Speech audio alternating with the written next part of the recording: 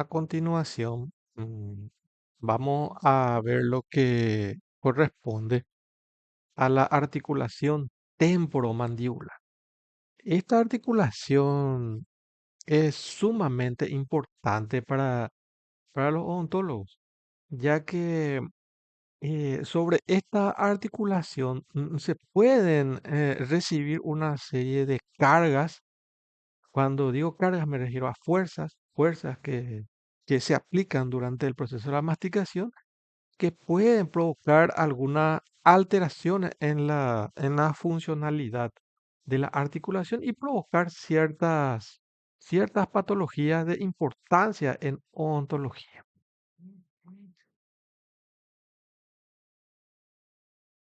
En esta imagen, aquí vemos a la mandíbula y vemos en un plano, en los tres planos, un sagital, frontal o coronal y axial u horizontal, cómo vamos a dividir.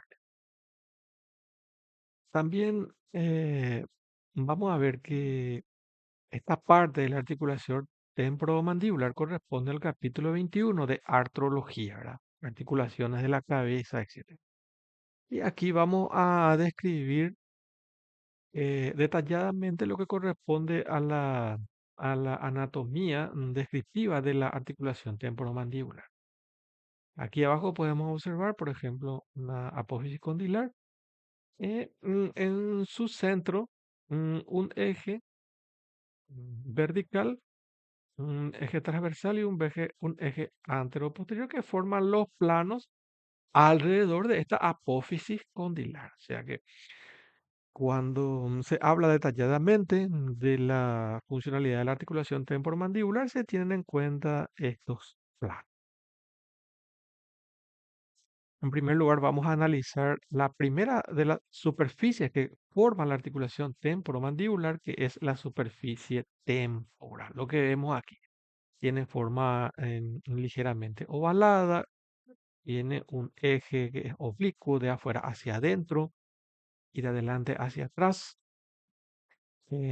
Está representada por unos límites, por unos bordes que corresponden con la raíz transversa de la apófisis cigomática. Aquí adelante el tubérculo cigomático anterior, la parte medial de la espina del esfenoides y por delante de la apófisis vaginal que cubre a la apófisis estiloides por delante. También tenemos la cisura de Glaser, su epónimo, y tenemos aquí la cavidad articular de la superficie temporal, que podemos observarla mejor aquí en este esquema, donde vemos la forma que presenta esta superficie articular. Aquí vemos claramente, aquí se ve mejor, ¿verdad? La fisura de Glaser, que está ubicada en la parte posterior, forma parte de la articulación temporomandibular y por lo tanto la parte posterior de la fosa mandibular no forma parte de esta articulación. Aquí vemos también en una vista lateral, esto es anterior, esto es posterior, superior, inferior. Vemos que esta parte anterior de la fosa mandibular, como lo estaba mostrando recién, esa es la parte que va a formar parte de la articulación. Esa es el área funcional de la cavidad. Aquí vemos en esta vista lateral magnificada, tenemos a la apófisis condilar, la cabeza al cóndilo, con su vertiente anterior ligeramente convexa, su vertiente posterior que es casi plana, un borde romo que no tiene punta, en relación con esta área funcional que recién estaba mostrando. Aquí vemos a la cisura de Glaser, que después ustedes van a buscar cuál es su nombre y qué elementos pasan por allí como tarea. Vemos un detalle importante aquí. Vemos a los huesos Vemos a la superficie temporal que estamos describiendo recién, la fosa mandibular. Vemos acá el tubérculo articular por delante, muy importante. Este es un punto de referencia muy importante, el tubérculo articular, en relación con la apófisis condilar, con la cabeza del cóndilo. Vemos que hay acá un espacio, fíjense, hay un espacio entre la superficie temporal y la superficie mandibular. Este espacio va a estar ocupado principalmente por el disco interarticular. También por una serie de ligamentos que van a actuar como refuerzos, sean principales o accesorios. Vemos a la superficie mandibular. La superficie mandibular. En esta superficie mandibular podemos observar claramente la cabeza del cóndilo, aquí pintada en color más blanquecino.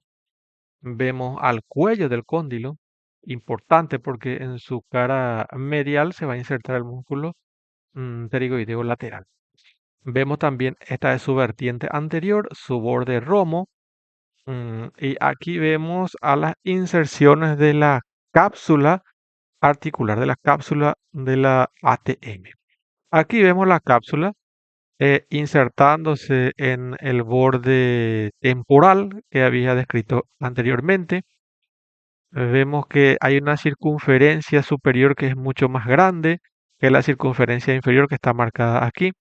Esta circunferencia inferior es la que se va a articular, es la que se va a insertar, mejor dicho, ¿verdad? En esta superficie mandibular alrededor del cuello del cóndilo. Siempre es más baja en la parte anterior que en la parte posterior. Aquí vemos en esta imagen, esta es la cápsula de la articulación temporomandibular, y lo que se observa aquí reclinado con esta erina es el, el músculo pterigoideo medial que se inserta. Fíjense ustedes, está insertado en la cápsula, en esta parte anterior de la cápsula. El disco, mal llamado menisco, ¿verdad? El disco articular, si miramos desde arriba, tiene forma cuadrangular, casi rectangular, mejor dicho, ¿verdad? En su parte anterior es relativamente más corta que la parte posterior. Su borde lateral es más recto que el borde medial. Y si miramos de costado, vamos a observar que tiene un extremo anterior que es delgado, tiene apenas hasta 3 milímetros, de 1 a 3 milímetros. Su extremo posterior es ligeramente más grueso, de 3 a 4 milímetros de grosor. Su extremo anterior entonces es más delgado que el posterior.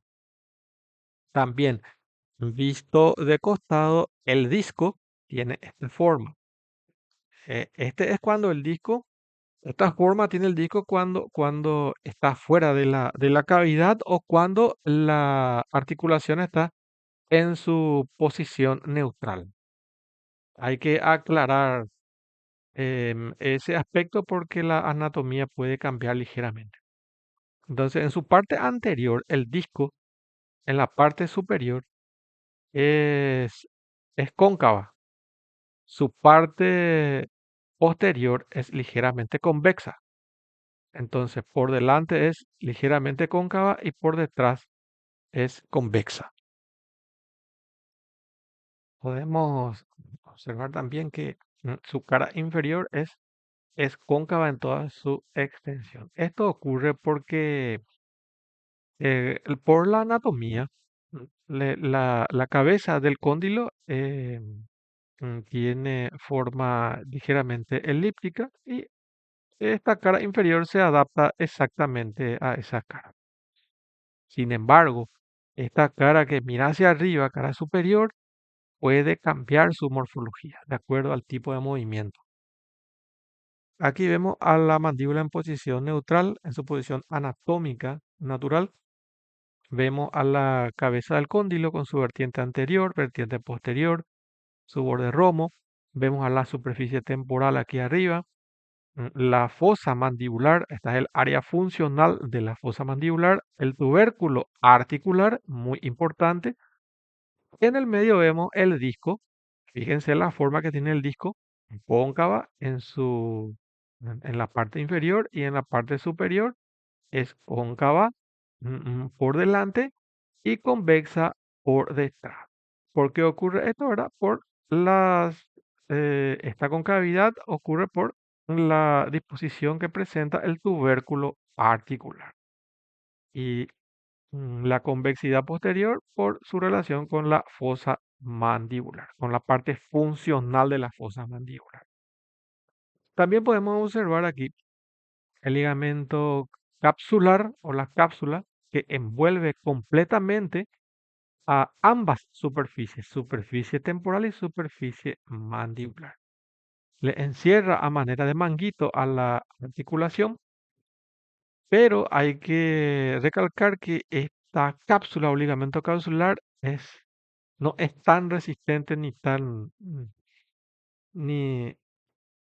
ni tampoco limita los movimientos que pueda tener la mandíbula. Sí, es cerrada y en su interior el disco, como se puede observar aquí, divide a esta cápsula en dos espacios, uno que está por arriba del disco, otro que está por abajo del disco. Estos son las cavidades, la cavidad disco mandibular y la cavidad disco temporal o temporodiscal. Suprameniscal, infradiscal. Supradiscal, infradiscal. Vemos también aquí, fíjense ustedes, tenemos las inserciones del ligamento capsular de la cápsula. Y aquí está el músculo pterigoideo lateral que habíamos visto anteriormente. Aquí tenemos el fascículo superior o efenoidal, que ese es el que se inserta en parte de la cápsula. Este es un detalle muy importante porque también estas fibras llegan acá a este extremo anterior del disco y al estar unidos, insertado el músculo a estas estructuras, entonces al contraerse, al moverse la mandíbula también, en ese movimiento le va a acompañar el disco en su movimiento. Y ahí es donde va a haber una serie de modificaciones en esta cara superior del disco. Vemos también la relación que tiene la articulación temporomandibular por detrás con el conducto auditivo externo. Aquí también observamos una imagen del disco, del espacio temporodiscal, del espacio mandíbulo discal o infradiscal. La superficie mandibular, superficie mandibular aquí abajo y la superficie temporal con su tubérculo articular y la fosa mandibular. La parte anterior de la fosa mandibular, que es la parte funcional. Vemos que la articulación temporomandibular, recién habíamos visto que la cápsula le rodea a las superficies, tanto temporal como mandibular. Ese es un medio de unión, pero ese medio de unión es muy laxo, es muy débil y no limita los movimientos que pueda realizar la mandíbula. Existen unos medios de unión que tenemos el primero, citamos a la cápsula o ligamento capsular y los ligamentos intrínsecos. Y finalmente tenemos unos ligamentos extrínsecos. Los ligamentos intrínsecos son aquellos que están en relación con la articulación directamente y los extrínsecos son los que están por fuera, ¿verdad? Algunos de ellos inclusive no tienen relación directa con la articulación. Dentro de estos ligamentos extrínsecos tenemos este triangulito que está aquí, el pequeño ligamento triangular que está por fuera de la articulación, que es uno de los principales medios de unión, es el ligamento lateral. Este es un ligamento bastante fuerte que limita el movimiento de la articulación hacia afuera. Es como un tope que tiene la articulación. Fíjense cómo se inserta en el borde inferior del arco cigomático y también en la cara lateral y el borde posterior de la rama de la mandíbula. También tenemos otro ligamento similar a este, pero que está al otro lado, que se puede ver aquí. Cuando damos la vuelta del hueso, vemos allí en el fondo el ligamento medial, el ligamento lateral por dentro y el ligamento medial lateral por fuera y medial por dentro, que limitan los movimientos tanto hacia afuera como hacia adentro. Y los tres ligamentos son accesorios importantes que no se insertan directamente en la cercanía de la articulación, sí se insertan a distancia, pero que mantienen la estabilidad tridimensional de la mandíbula en los movimientos. Son el rafe pterigomandibular, este ligamento de forma acintada, importante, es el ligamento esfenomandibular y el ligamento estilomandibular. Entonces allí tenemos la serie de medios de unión de la articulación. En esta imagen podemos ver los detalles de la articulación de los ligamentos accesorios, el rafe pterigomandibular, también denominada antiguamente aponeurosis buccinatofaringea. Fíjense, se inserta en el gancho y también va hasta el trígono retromolar, la parte más posterior de la línea miloioidea. El ligamento esfenomandibular desde la espina del esfenoides hasta la espina mandibular, alrededor del foramen mandibular. Tiene forma de cinta ancha, alargada, es un ligamento bastante importante. También tenemos el ligamento estilomandibular que se inserta en la parte anterior del vértice de la apófisis pterigoides hasta el gonión, hasta cerca del borde posterior de la rama, el gonión. Aquí podemos ver el rafe pterigomandibular, este rafe tremandibular que está aquí.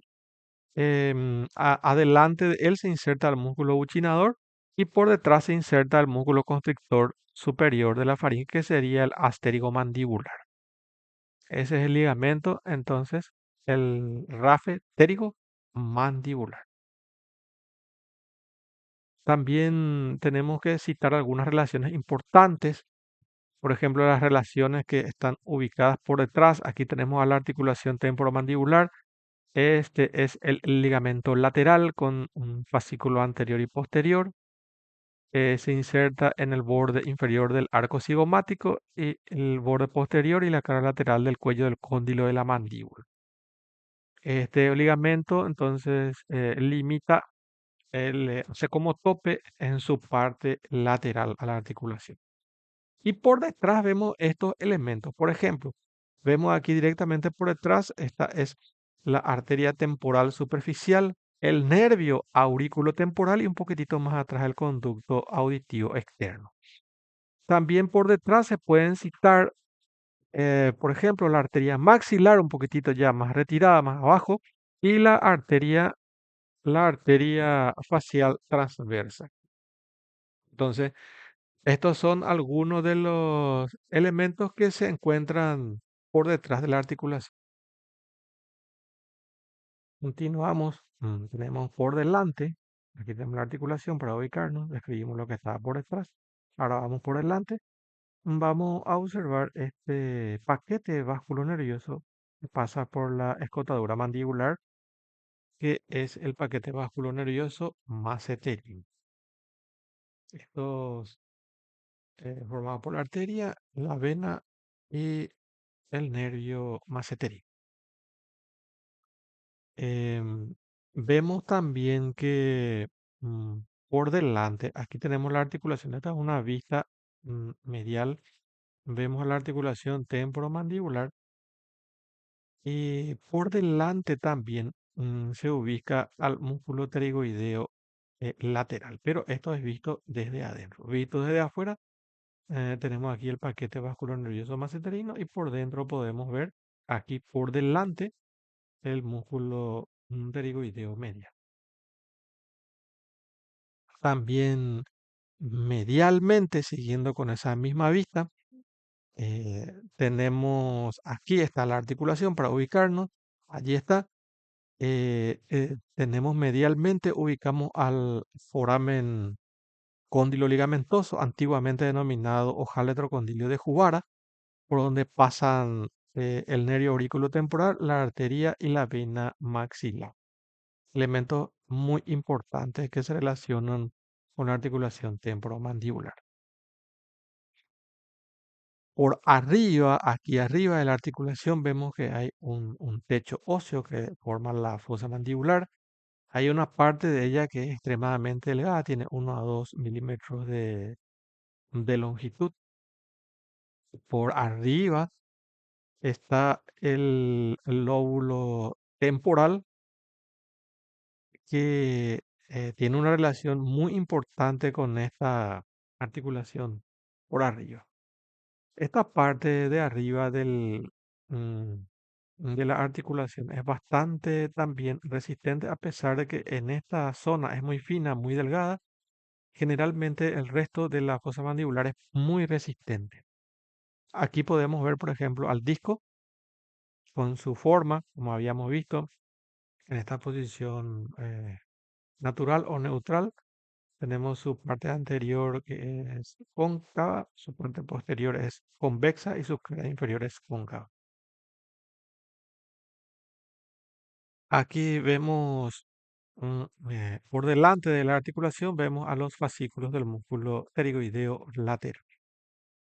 Vemos también al disco, esto para reemplazar esta su posición neutral o posición de partida. Vemos al disco con sus dos caras. Acá tenemos el espacio disco mandibular, el espacio temporodiscal.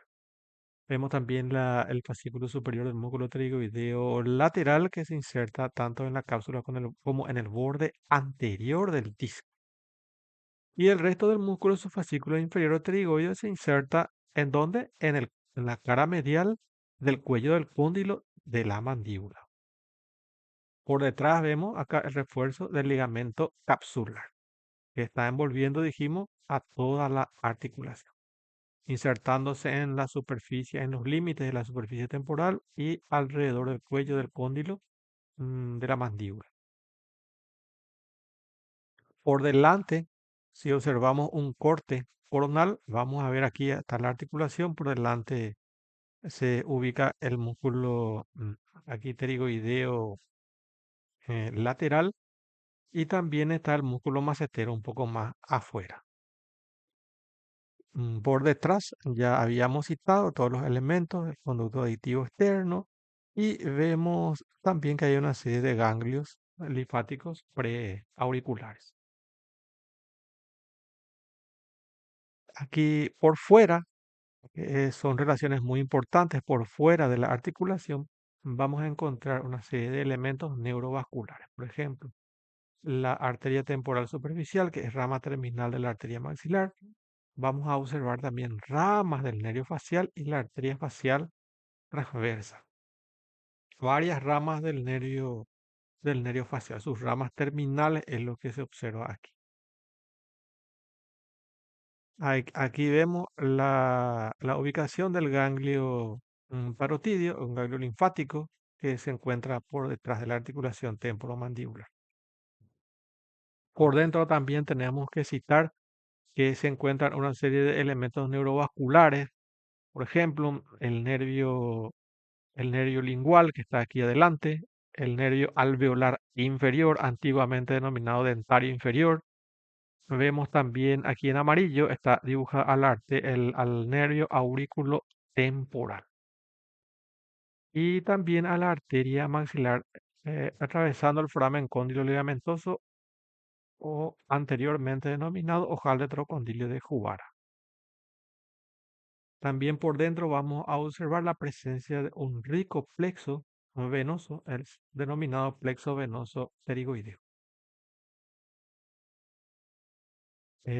Vemos también por dentro unas arterias ya más en profundidad que se desprenden de la arteria maxilar que vamos a ver más adelante estos detalles.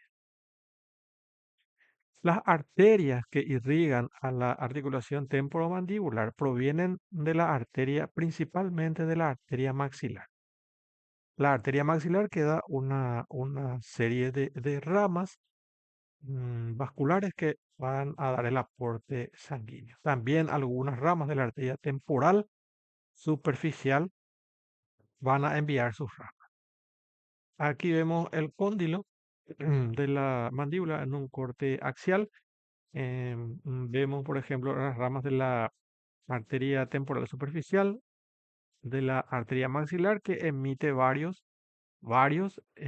ramitas que le van a dar el aporte sanguíneo a la articulación. Siempre acompañado por el nervio, por una rama del nervio mandibular que va a dar la inervación sensitiva. Esta inervación sensitiva va a estar representada principalmente por dos nervios. Uno que viene por detrás, que es el nervio aurículo temporal, que pasa por el foramen condilolligamentoso, y el otro por delante, el nervio masseterino, que pasa por la escotadura mandibular, como habíamos visto anteriormente.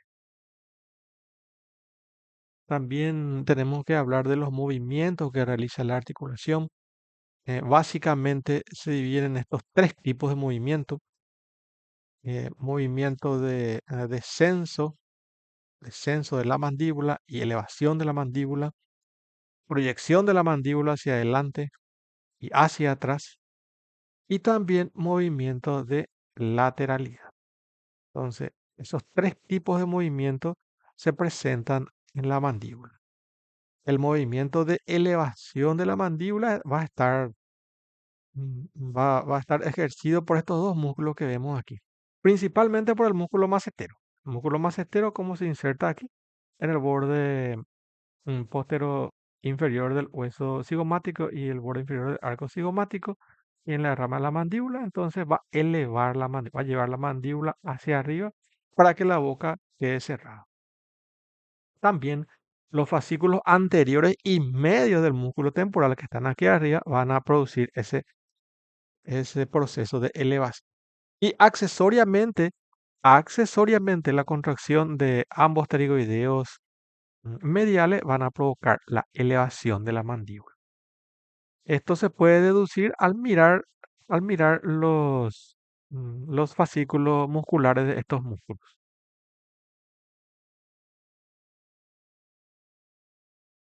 También tenemos que hablar del movimiento de descenso. Para el movimiento de descenso, tenemos que hablar, por ejemplo, de algunos músculos.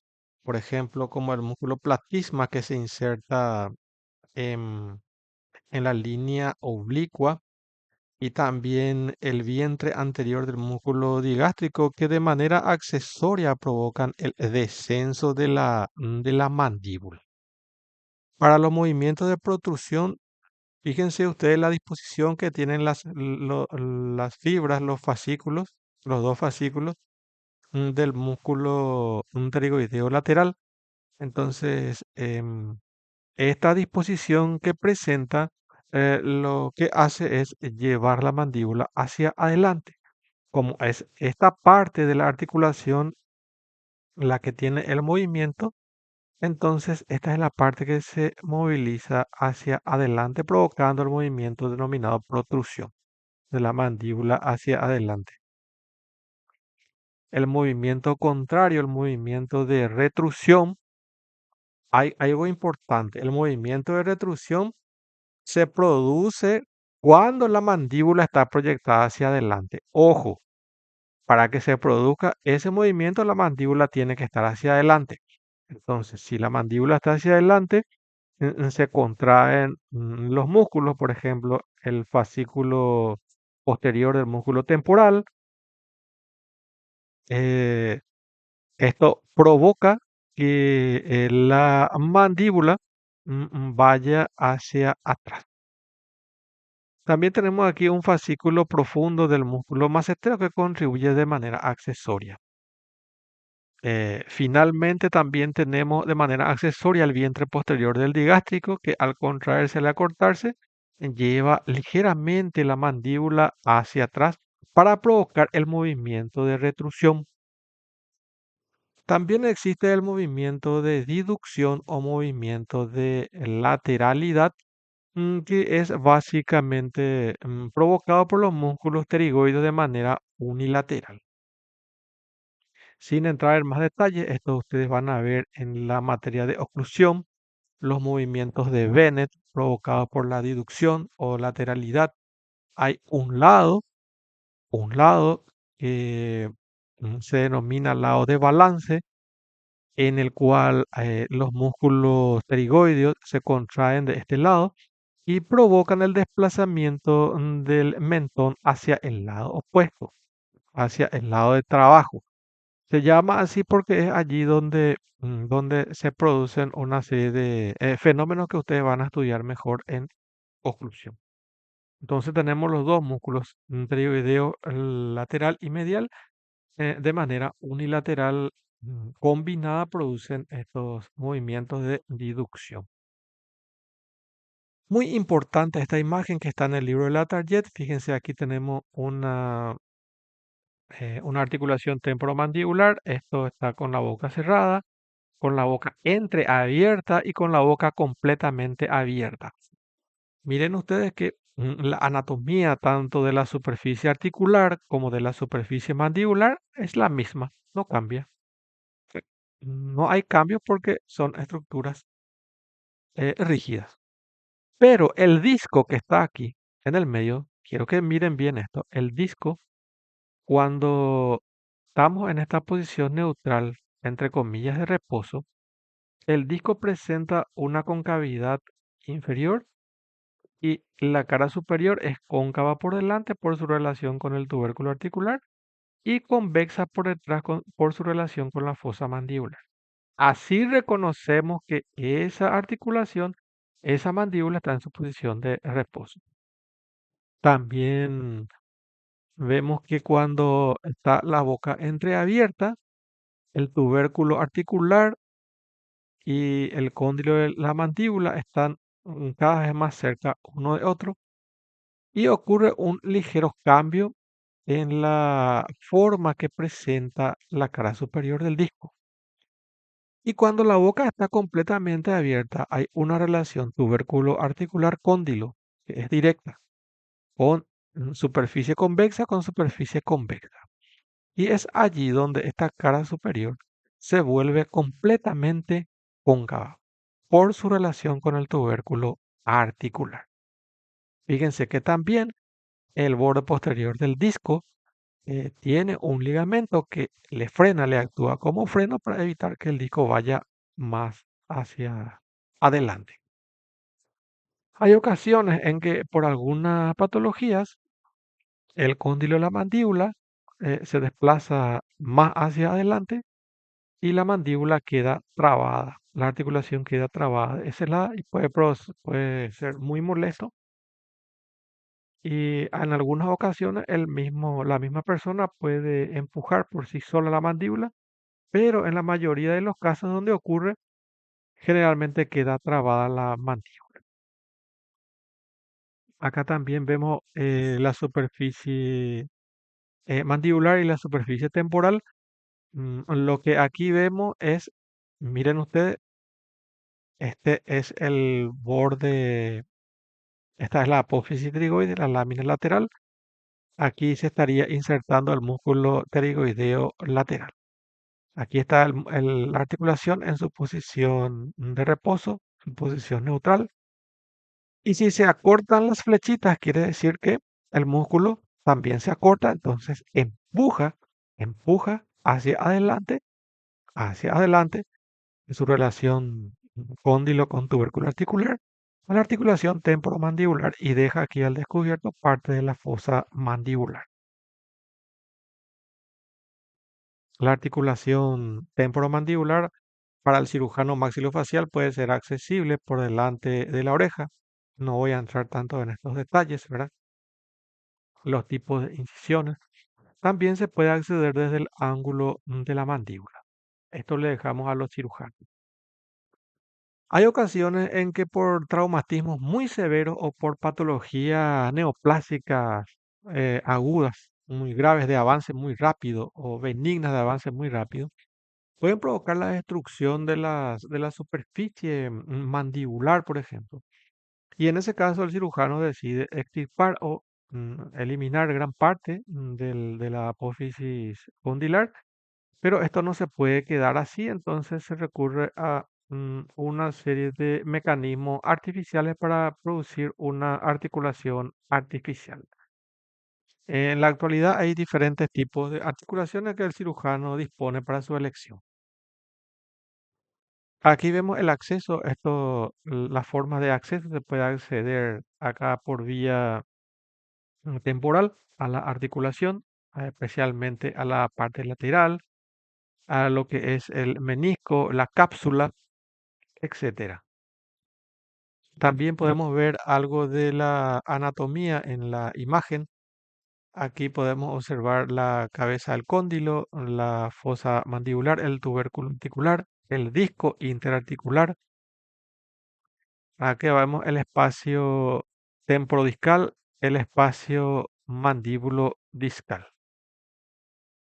También en una vista lateral vemos al cóndilo, vemos a la fosa mandibular, al tubérculo articular, el disco interarticular, el músculo pterigoideo, el lateral con su fascículo superior, acá insertándose en el borde anterior del disco articular. También en un corte axial se puede apreciar, miren ustedes esto, la disposición que presentan los cóndilos. Es o- tiene una dirección oblicua de afuera hacia adentro y de adelante hacia atrás. Estos cóndilos, su eje está desviado así de esta forma. También cuando ocurre lo que les había dicho anteriormente, que el cóndilo de la mandíbula sobrepasa el tubérculo articular, se puede quedar trabada la articulación allí y la persona con la boca abierta. Para eso se realiza una maniobra particular que se denomina maniobra de Nelaton, que consiste en tratar de reposicionar nuevamente al cóndilo en la cavidad, en la fosa mandibular, en su posición natural. Para esto se requiere de aplicar cierta cantidad de fuerza y un movimiento particular. Se agarran ambos cuerpos de las mandíbulas y se ejerce una fuerza hacia abajo, hacia atrás y hacia arriba para volver a colocar la mandíbula en su posición. Este movimiento es muy importante recordar que tiene esta dirección, hacia abajo, hacia atrás y hacia arriba. Porque si este movimiento ustedes lo realizan directamente hacia atrás, van a fracturar el cóndilo de la mandíbula. Esto se va a fracturar, va a ser un problema muchísimo peor. Entonces, ¿por qué se realiza el movimiento hacia abajo? Justamente porque el cóndilo de la mandíbula queda atrapado por delante del tubérculo articular y si intentamos llevar hacia atrás, vamos a producir la fractura. Entonces, esto se tiene que bajar, llevar hacia atrás y subir nuevamente a su posición. Quiero recalcar que este movimiento se puede realizar en el consultorio. De hecho, se tiene que ser enérgico el movimiento, decisivo de una sola vez, y ahí la mandíbula vuelve a su posición. Es importante destacar que ustedes pueden probar dos veces este movimiento. Y si en el segundo intento esto no funciona, porque acá se van a contraer bastante fuerte los músculos de la masticación y no les va a permitir hacer el movimiento, esto hay que llevar a una sedación consciente con una miorelajación superficial y se manipula muy fácilmente la mandíbula cuando está relajada. Y si es en niños generalmente esto no es tan, tan grave, tan severo, pero en el caso de que la mandíbula esté muy trabada y no se pueda realizar movimiento, se tiene que llevar a sedación para hacer movimiento. Esto hay que hablar con el médico, con el anestesiólogo para hacer una sedación superficial y hacer el procedimiento.